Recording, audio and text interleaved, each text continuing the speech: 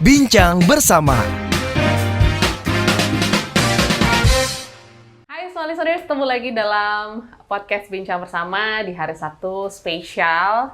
Kita kedatangan tamu yang juga punya talent spesial dari musik, dari dunia film, terus juga sport juga. Kita list lagi, ada apa lagi talentnya? Masak, ngurus anak, ngurus suami, ngurus rumah. suami. Wah, semua bisa Smalley Saudara. Dan hari ini Auri sudah bersama-sama dengan Kak Titi Rajopatmaja. Halo, apa kabar? Hai, sehat Kak Titi, gimana? Alhamdulillah baik. Alhamdulillah baik. Dari sekian banyak rentetan talenta yang dimiliki, Kak Titi lebih senang dipanggil sebagai apa sih sebenarnya? Kayak sebagai musisi ya, karena itu akarnya aku berkarya dan kuliahnya juga dulu S1-nya ngambil musik. Dan pertama kali bikin musik untuk film, beberapa film Indonesia, box office juga aku sempat bikin, dan makanya aku senang dipanggil sebenarnya musisi. Gitu. Kalau main film tuh sebenarnya udah terjebak tapi kok enak. Ketagihan Gitu. Tapi ya biasa kalau main film itu juga satu paket sama bikin musiknya gitu. Jadi kayaknya hidup aku nggak bisa lepas dari musik sih. Oke. Tapi kita mungkin lebih kulik ke musik dulu ya, karena Kak Titi ini juga terkenal salah satunya sebagai pemain drum perempuan Indonesia yang juga sangat talented gitu.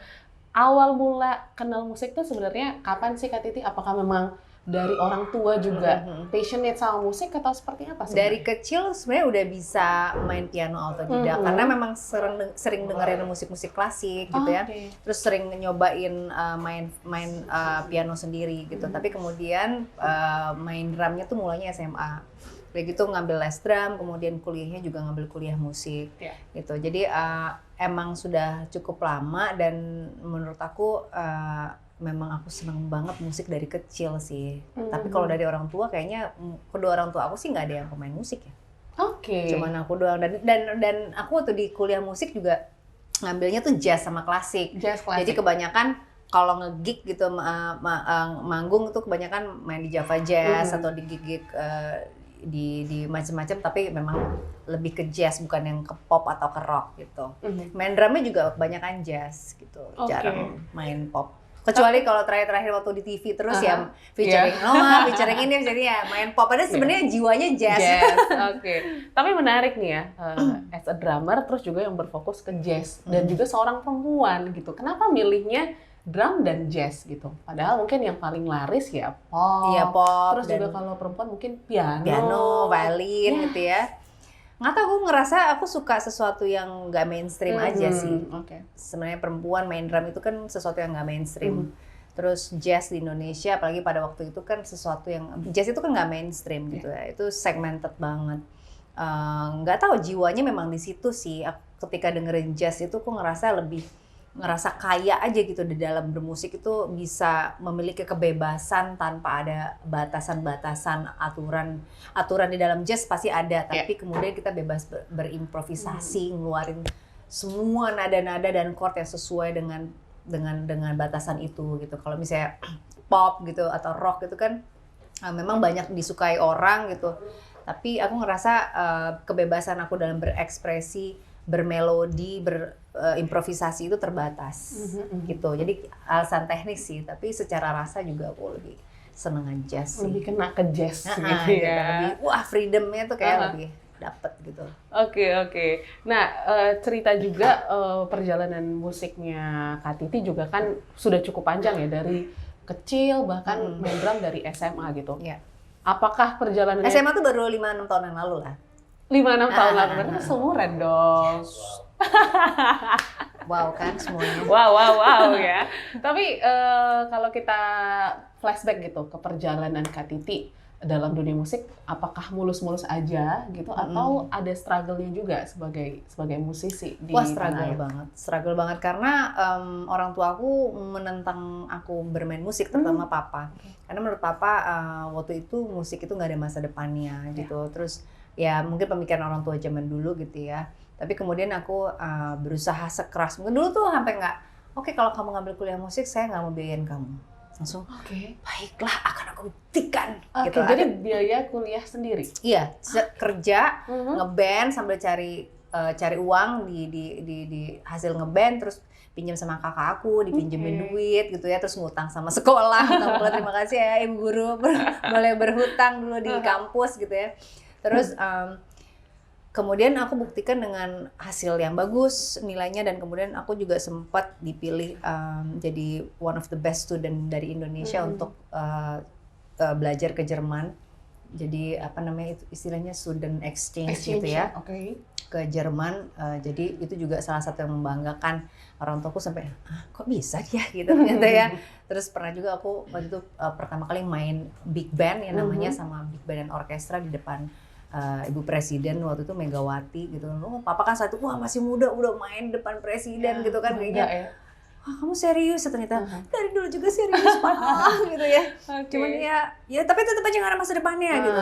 Tapi kemudian aku lulus ya, aku banyak dapat kerjaan di band, terus banyak kerjaan di film scoring gitu. Kemudian walaupun main film itu juga gara-gara aku aktif di musik juga kan, mereka kenalan dengan ya maksudnya hubungannya dalam musik itu banyak pintu-pintu terbuka gitu untuk menjadi untuk melakukan karir yang lain gitu. Jadi menurut aku untung aku melakukannya dengan sungguh-sungguh. Yes, untuk memilih itu ya. Iya, dan harus bertanggung jawab. Untung nggak aneh-aneh kan. Maksudnya kan musisi itu kan rentan dengan kehidupan yang gimana-gimana yang orang lihat gitu ya.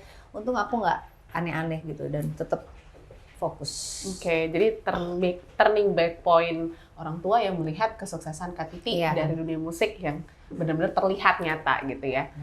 Nah, dari proses itu juga banyak pintu-pintu yang terbuka seperti yang disampaikan sebelumnya. Mungkin ini juga yang mungkin membuat Kak Titi terjebak ke dunia film. Iya. Apakah seperti itu atau gimana sudah perjalanannya? Iya, aku nggak nyangka karena pertama kali di Tawaran Menjinar Masa Ayu untuk main film itu aku bilang aku nggak bisa acting. Kemudian dia bilang nggak apa-apa, ada acting coach. Cuman aku lihat kamu cocok di peran ini. Kemudian aku karena punya dasar belajar basic theater science waktu di perkuliahan musik, jadi sedikit banyak aku mengerti gitu dan kemudian dibantu sama acting coach. So aku pikirnya oke, ini bukan bidang gue, tapi gue merasa ini ada hubungannya dengan musik. Jadi ketika gue acting itu di kepala gue ada musiknya gitu kan. Dan setelah gue acting, gue bikin musiknya buat film ini gitu. Jadi pasti itu berhubungan. Gue akan sungguh-sungguh banget dan alhamdulillah dapat Piala Citra waktu itu. Aku juga kaget, aku kan itu pertama kali main film langsung dapat Best Actress waktu itu. Ada di situ sama Festival Film Bandung, ada beberapa festival juga. Aku juga kayak apa gitu. Terkejut gitu. Dan kemudian juga di beberapa film scoring yang aku bikin juga aku dapat FFI juga, alhamdulillah. Jadi itu yang papa lihat, mama lihat, kemudian oh ini anak serius ternyata dan nggak main-main ya untuk melakukan menjalankan karirnya gitu. Ya itu aku bisa buktikan sama mereka gitu. Mungkin buat anak-anak muda di luar sana gitu ya. Kalau misalnya pengen sesuatu, kejar dan buktikan. Jangan aneh-aneh, jangan main-main, jangan harus serius gitu.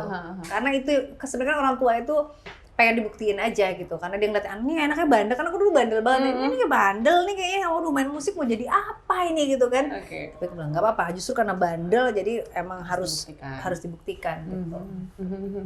Oke, dan pastinya itu penjelasannya udah setengah jam sendiri kayaknya ya. Nggak apa-apa, pasti semua listeners juga banyak belajar nih dari kisah Kak Titi nih ya. Tapi dalam proses dunia perfilman gitu kan, sekali coba terus langsung dapat gelar yang juga nggak main-main gitu ya. Apakah itu jadi beban juga untuk seorang Titi? Beban, terus terang aja beban. Karena kan orang pasti berekspektasi, oke, next-nya dia bisa bagus nggak gitu. Ya tapi alhamdulillah setelah itu aku main film kedua, Minggu Pagi di Victoria Park judulnya. Terus nominasi ya kebetulan, tapi di Festival Film Bandung menang juga Best Actress waktu itu. Tapi menurut aku ya award tuh kan sebenarnya bonus ya gitu, walaupun ada bebannya tapi paling nggak 2 film udah cukup membuktikan lah gitu. Dan di musiknya tetap berjalan, setiap mostly yang aku kerjakan dapat FFI gitu musiknya, kayak Garuda di Dadaku, terus Sang Pemimpi, Laskar Pelangi, Minggu Pagi di Victoria Park yang aku mainin juga dapat gitu. Jadi ya bisa dibuktikan juga di situ gitu. Cuman kan itu kan menurut aku ya bonus aja. Pokoknya yang penting kerja berkarya, nanti tulus, dan jangan tujuannya jangan, aku pengen dapat award, enggak, karena kan jadi fokusnya tuh nanti beda gitu. Pokoknya lakukan sebaik mungkin aja gitu, dan harus totalitas tanpa batas. Wah. Nah, Kak Titi juga nggak mendapatkan gelar hanya sebagai pemain gitu, tapi juga penata musik banyak juga gitu menyabet gelar. Cuman mungkin sosok penata musik dalam film ini kan banyak tidak dilihat orang gitu. Sebenarnya penting apa sih penata musik dalam sebuah film menurut Kak Titi? Kalau nggak ada musik di film tuh film sebagus-bagusnya nggak anyep pasti kayak bosen gitu. Dan musik dalam film itu mengemphasize rasa, mengemphasize adegan gitu. Jadi perannya sangat penting. Bayangin kamu 1 jam, 1,5 jam, 2 jam nggak ada musik, pasti kayak hampa. Iya, bosan banget. Kecuali film-film idealis ya, film-film Eropa yang memang ada yang kayak begitu. Oke, tapi kan untuk mostly semua film-film yang populer kan pasti ada musiknya, dan itu perannya sangat penting gitu. Dan kalau dibilang kenapa nggak populer? Ya sebenarnya aku melakukan hal-hal yang nggak populer juga, main jazz. Nggak ada yang dengerin lah zaman dulu kecuali Java Jazz gitu ya. Karena tujuan aku memang bukan mau jadi artis, bukan mau jadi public figure, bukan pengen show off, enggak. Emang pengen berkarya aja. Main drum pun sebenarnya di dalam band itu kan drum itu di belakang gitu. Jadi nggak pengen depan. Sekarang aja nih nyanyi nih kayak harus di depan gitu ya. Karena aku sukanya bukan pengen pengen mau jadi artis gitu, enggak. Itu bonus aja. Tapi sedikit dong ceritain proses menata musik di sebuah film tuh gimana sih sebenarnya Kak, supaya kita juga tahu nih ternyata tanggung jawab penata musik tuh cukup berat gitu dalam sebuah film. Biasanya kita kasih skrip, dari skrip dikasih tahu sama sutradara ini ceritanya tentang apa. Oke. Abis itu kita datang ke lokasi syuting. Kita rasain misalnya kayak Laskar Pelangi itu, aku datang ke Belitung waktu itu ya. Datang ke Belitung, ngerasain vibe-nya di Belitung seperti apa, terus cari elemen-elemen musik di situ seperti apa, gaya bicara orangnya seperti apa, logatnya. Dari logat itu kadang-kadang menghasilkan bunyi-bunyian melodi di kepala. Terus mereka biasanya makan apa, kebiasaannya apa, bajunya seperti apa. Nah itu juga mempengaruhi musiknya juga. Jadi sebenarnya detail sekali ya, bukan sekedar adegan terus ngisi, enggak. Kita harus masuk ke dalam perasaan ke syutingnya dan benar-benar ngerasain, sehingga musik sama gambar itu jadi nempel banget gitu. Jadi rasanya tuh nempel gitu. Daripada kita kayak cuman dapat gambar ya udah bikin gitu. Oke, menarik ya prosesnya ya, small listeners, tidak mudah, tetapi ini susah. Tidak mudah tapi susah. Dan juga menjadi salah satu faktor pendukung kesuksesan sebuah film juga gitu ya. Nah, itu juga sudah sering gitu Kak Titi lakukan gitu ya, sebagai penata musik dan juga sekalian main filmnya sendiri. Itu memudahkan juga nggak sih untuk? Memudahkan. Justru itu yang membuat aku sebenarnya kangen banget pengen syuting film lagi. Karena ya itu salah satu hal yang tidak mainstream aku lakukan ya, selain main jazz, selain main drum, adalah main film sekaligus bikin musiknya. Aku rasa kan belum pernah ada juga di Indonesia. Dan itu sebenarnya menurut aku nggak bisa dipisahin dari aku. Kenapa musik, kalau orang suruh pilih musik apa film, ya saat itu aku nggak bisa pisahin karena aku selalu main film dan sembari bikin musiknya. Dan itu menyenangkan buatku karena ya itu aku bilang tadi, ketika aku beradegan, bunyi di kepalaku tergambar gitu ya, tergambar gitu musiknya gimana. Misalnya kalau ada adegan nggak bisa gitu, misalnya kayak gitu kan, terus setelah ada cut gitu aku langsung catat, aku langsung tulis di sini, di scene ini musiknya begini gitu. Jadi enak jadi ngerasain langsung gitu apa yang aku rasain ketika beradegan itu. Aku bisa ngerasain musiknya tuh cocoknya gini biar nge-support adegan itu. Jadi ya gitu, menyenangkan. Terlihat sekali menyenangkannya dari ceritanya ini. Tapi kalau dari dunia peran sendiri, planning ke depan ada nggak sih? Apakah mungkin pengen nih sekali-sekali jadi sutradara, produser, atau seperti apa? Kalau untuk acting saat ini belum bisa karena terus terang aja nggak boleh sama suami aku. Tapi aku mengerti kenapa nggak boleh, karena belum boleh ya, karena anakku masih kecil. Kemudian suami aku kan sekarang ya, suami aku berperan mencari uang, menafkahi aku. Jadi udah urusan mencari nafkah biar suami aja, kamu ngurusin urusan domestik gitu. Jadi biar kita enak nih balance. Kalau kita dua-duanya kerja kasihan di Kasihan, rumah ya. gitu. Jadi yang ngerti. Karena kan kenapa kalau syuting kan kebanyakan keluar kota dan bisa berbulan-bulan. Waktunya Waktunya kalau musik kan di rumah ada studio. Iya. Terus kalau mau keluar paling promo kayak gini sebentar gitu, oke gitu, nggak yang berbulan-bulan keluar nggak pulang gitu loh. Jadi masih boleh sama suami. Nah kalau misalnya ngomongin directing, aku sepertinya belum, tapi aku sudah direct untuk fiksi belum, cuma untuk dokumenter aku sudah bikin satu film dokumenter, lagi proses editing. Wow. Itu tentang musik juga, nggak jauh-jauh ya. Tetap connect gitu Iya, ya. tentang musik di Sumba. Di Sumba? Iya.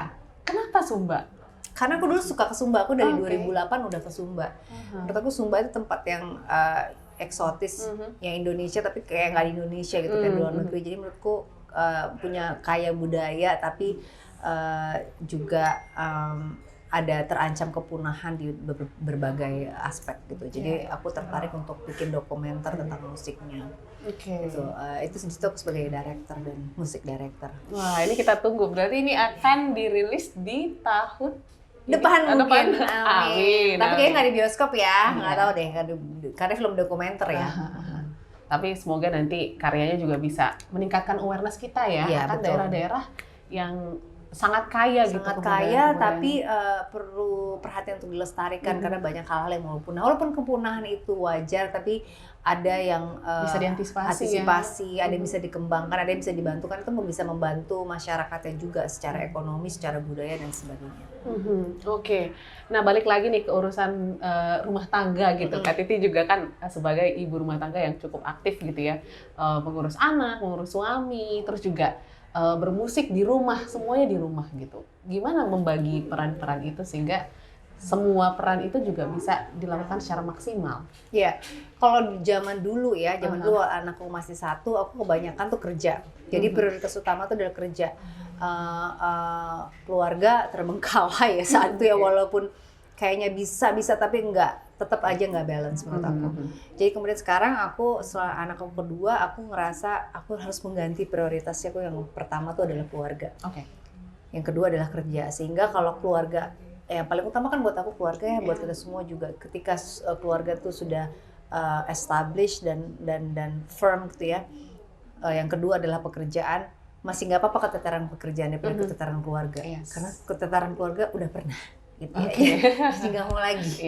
Maunya keteterannya, kalaupun harus keteteran yang lain aja, tapi keluarga harus tetap terjaga. Terus kalau kita katakan juga Kak Titi kan memang aktif membuat musik dari rumah. Inspirasinya gimana sih kalau misalnya kita memang fokusnya cuma di rumah aja gitu? Apakah cukup sulit atau justru makin banyak gitu hasil karyanya karena di rumah terus kan, bersentuhan terus? Bener, kan? Justru di rumah aja makin banyak. Karena apa, kalau kita keluar kita ketemu orang-orang, kita berkegiatan. Kita nggak punya me time, kita nggak punya waktu untuk nonton, buat mendengarkan secara seksama, secara fokus gitu ya. Karena kan kita sibuk aktivitas kalau di luar. Tapi kalau kebanyakan di rumah, kita bisa spend time di studio, bisa punya waktu keluarga. Kemudian keluarga sudah tenang, kita akan lebih tenang di studio untuk mendengarkan, nonton gitu, merasakan me time. Itu akan timbul inspirasi. Justru aku sekarang kebanyakan senangnya di rumah. Keluar tuh kalau ada perlunya aja, atau mau olahraga, atau mau ada apa gitu yang penting-penting. Karena lebih senang di rumah. Dari dulu juga gitu sebenarnya. Lebih bikin scoring film kan studionya di rumah. Kalau keluar nggak ada, bisa nongkrong-nongkrong yang nggak penting-penting tuh jarang banget gitu. Karena itu akan mengganggu konsentrasi. Iya. Walaupun perlu nongkrong-nongkrong, cuman aja kalau kerja udah beres gitu. Sekali lah ya untuk refreshing. Kalau misalnya berkaitan juga dengan sumber inspirasi Kak Titi sendiri dalam bermusik gitu ya. Dari mana? Apakah dari hal-hal yang dilakukan tadi, nonton atau mendengarkan lagu-lagu lain atau gimana tuh? Orang kan suka nanya, Mbak Titi dengerin siapa sih gitu. Ya aku dengerin semua musik ya, dari klasik, jazz, pop, rock, dangdut aku dengerin. Iya, keroncong aku dengerin, karena menurut aku ketika kita mengapresiasi semua jenis lagu, mau kita suka nggak suka, tapi kita coba dengarkan, pasti kita belajar sesuatu dari musik yang kita jarang dengerin. Misalnya aku dengerin dangdut, aku kan nggak terlalu suka dangdut basically, tapi aku tetap mendengarkan untuk menganalisa musik itu sendiri gitu. Kenapa musik ini seperti ini? Kenapa penyanyinya perlu cengkok seperti ini. Oh, ternyata aku punya apresiasi bahwa nyanyi dangdut tuh susah loh nyanyi. Banget. Kayaknya aja dangdut gitu kan, apalagi zaman sekarang kalau dengerin penyanyi dangdut gitu cengkoknya tuh gitu kan kayak bisa loh semua. Jadi lebih ke apresiasi dan belajar dari elemen-elemen musik-musik itu untuk memperkaya musik kita. Bukan berarti musik aku ada unsur dangdutnya, ya, tapi mendengarkan itu kadang-kadang secara nggak langsung apa yang bagus di dalam musik itu akan kita cerna dan jadi bentuk musik yang baru buat kita gitu. Jadi menurut aku kita harus terbuka supaya aku juga nggak dia mirip ini banget ya gitu, enggak. Jadi banyakin aja dengerin supaya kita nggak kayak terpatok kayak satu penyanyi gitu. Iya, jadi tidak mengkotak-kotakan musik lah ya. Melingkar-lingkarkan musik aja. Melingkar-lingkarkan musik gitu ya. Supaya juga referensinya makin banyak gitu.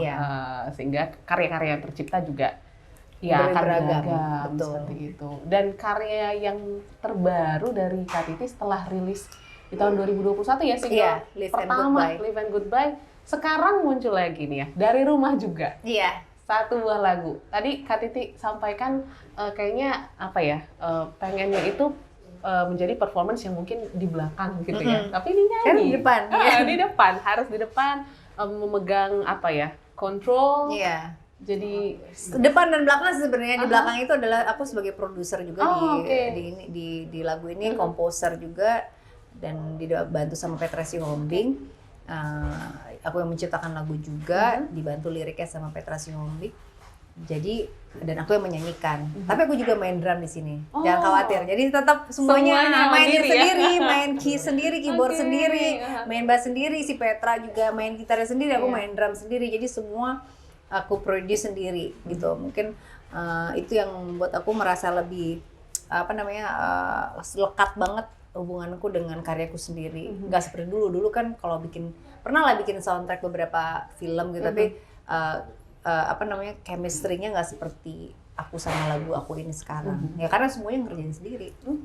Semuanya ngerjain sendiri. Nanti penyanyi-penyanyi di luar takutnya tersaingi gitu. Tapi selfish ya kayaknya ya.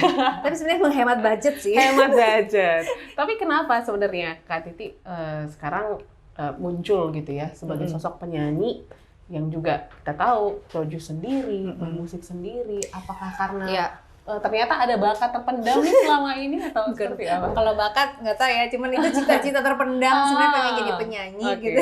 Cuman karena dulu nggak pede, jadi milihnya main drum karena biar di belakang. Sekarang aku pikir aku pengen coba sesuatu yang belum pernah aku coba, dan ini aku pengen praktekin apa yang aku sudah dapetin di sekolahan. Maksudnya di sekolah aku di S1 musiknya aku belajar sebagai arranger, komposer, musik director, konduktor, sebagai produser itu belajar. Dan sekarang mungkin saatnya aku bisa memproduksi sendiri dan bisa mengaransemen sendiri, menyanyikannya sendiri, main drum sendiri gitu. Kayak pengen coba sesuatu yang belum pernah aku lakukan gitu sebelumnya, supaya merefresh aja biar seru aja gitu. And how it feels? Melakukan semuanya sendiri. Udah denger belum kalian guys? Sudah pemirsa semua sudah mendengar ya. Nanti kita dengar secara live. Tapi boleh diceritakan sedikit gitu Kak. Inti cerita ataupun lagu ini sebenarnya apa? Ini ditulis sendiri juga ya? Iya, sama Petra berdua. Sama Petra. Tapi temanya aku yang kasih. Ini sebenarnya temanya tentang rasa berterima kasih sama Tuhan terhadap semua yang Dia berikan sama aku. Bukan hanya kebahagiaan tapi penderitaan juga. Karena penderitaan itu adalah juga rezeki buat aku. Karena di balik penderitaan itu pasti ada pelajaran yang itu adalah rezeki buat aku. Membuat aku jadi lebih tone down aja dan lebih ikhlas menghadapi hidup. Gitu ya rasanya. Rasanya gitu ya, berterima kasih sama Tuhan. Karena lagi-lagi Tuhan yang nyelamatin hidup aku. Lagi-lagi Tuhan yang membuat aku menjadi lebih lebih humble gitu aja sih. Berarti proses untuk menjadikan flow ini sebuah lagu tuh memakan waktu yang berapa lama? Sebenarnya sebentar, tapi pengalaman yang lama. Seumur hidup ya. Pengalaman ini kan karena dulu aku pernah ngerasa bucin banget gitu ya hidupnya gitu, kayaknya selalu naruh manusia di nomor satu segala-galanya gitu. Nah, kemudian Tuhan kayak gue pisahin loh, pisah. Karena nggak ada yang abadi juga kan, dan aku ngerasa sejak aku taruh Tuhan di nomor satu, kok aku ngerasa hidupku lebih damai gitu. Kalau kamu naruh manusia di nomor 1, kok aku banyak kecewanya gitu. Kalau zaman dulu kan bucin nggak tahu kayak kalau segalanya untukku. We gonna be forever gitu kan. Together gitu. Tiba-tiba Tuhan, bye, lo pisah gitu. Jadi memang harus lebih mengutamakan Tuhan di nomor 1 karena udah pasti nggak mengecewakan. Kalaupun kita lagi tidak merasa bahagia hidupnya, mungkin itu adalah kebahagiaan yang tertunda. Waduh, quotes of the day ya dari Kak Titi. Oke, kalau tadi ceritanya apa ya, perasaan membuat lagu ini gitu ya, itu sangat luar biasa. Pasti akan ketagihan dong. Iya. Next time apakah ada planning untuk melanjutkan proyek-proyek seperti ini? Ini adalah single aku yang kedua ya, Flow. Kemudian nanti bulan Desember insya Allah ada versi remixnya yang akan di-remix sama Dipa Barus. Wow, DJ papan atas ya. Papan atas. Habis itu nanti insya Allah awal tahun depan ya Januari atau Februari ada single ketiga. Habis itu 2 bulan kemudian mungkin album. Amin.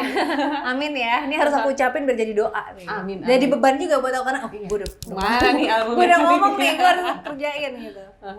Ya, itu rencananya. Tapi konsepnya udah ada belum tergambar untuk yang project-project? Sudah. Warna musiknya udah jelas sekali karena single pertama dan kedua ini aku rasa udah ada benang merah yang memang itu musik aku banget gitu.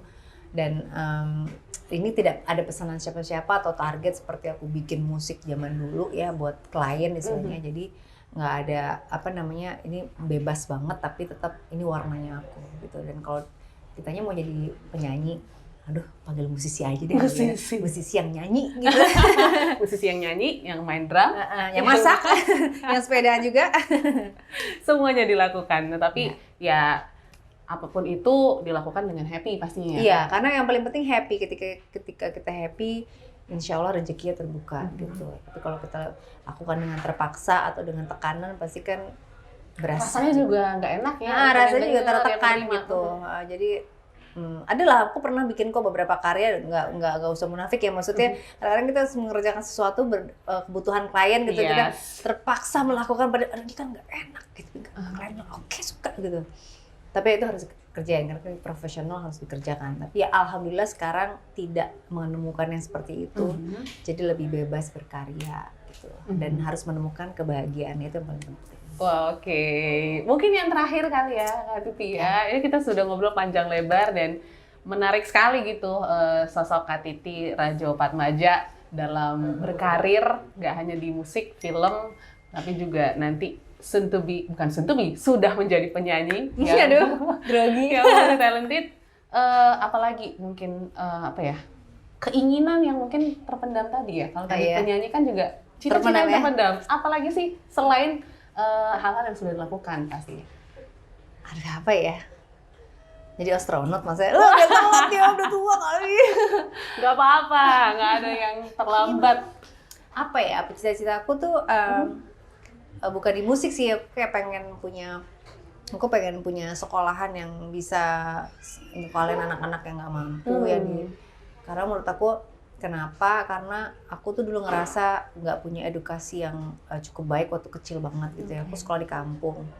Terus di sekolah juga pernah di SD Impres gitu yang aku rasa saat itu harusnya aku bisa sekolah lebih bagus lagi. Kalau aku ngerasa kalau aku sekolah lebih bagus dari kecil mungkin aku bisa lebih tinggi lagi gitu prestasi atau pengetahuan aku. Walaupun sekarang menurut aku udah S1 musik itu udah luar biasa, tapi yang dari kecil itu harusnya bisa lebih bagus didikannya gitu aja sih. Jadi aku pengen bisa punya sekolah musik atau sekolah buat kayak pendidikan anak usia dini kayak gitu-gitu.